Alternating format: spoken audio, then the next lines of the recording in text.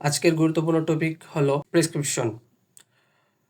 আমাদের পুরো জীবনে আমরা নানা রকম রোগে আক্রান্ত হই, আর সেই রোগ থেকে সুস্থ হওয়ার জন্য আমরা চিকিৎসকের শরণাপন্ন হই। সেই প্রেসক্রিপশনে হতে পারে আপনার বোঝার ভুল, চিকিৎসকের বোঝানোর ভুল।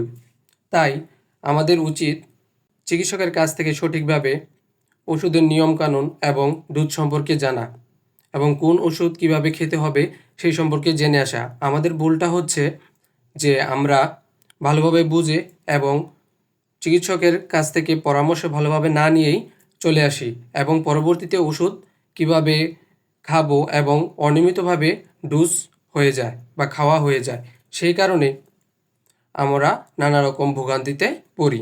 তাই আমাদের উচিত প্রেসক্রিপশন ভালোভাবে ডাক্তারের কাছ থেকে বুঝে এবং শুনে আসা এবং নিয়মিত সঠিকভাবে ওষুধ, আর চিকিৎসক আমাদের একটি প্রেসক্রিপশন করে দেয় এবং ওষুধ লিখে দেয়।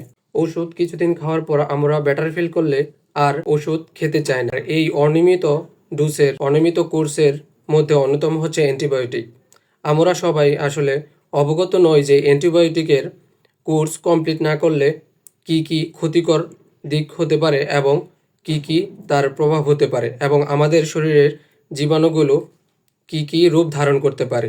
সো সেই বিষয়ে জানতে হলে আপনারা কমেন্টে জানান, আমি এই বিষয়ে অ্যান্টিবায়োটিক নিয়ে আরেকটি ভিডিও করব।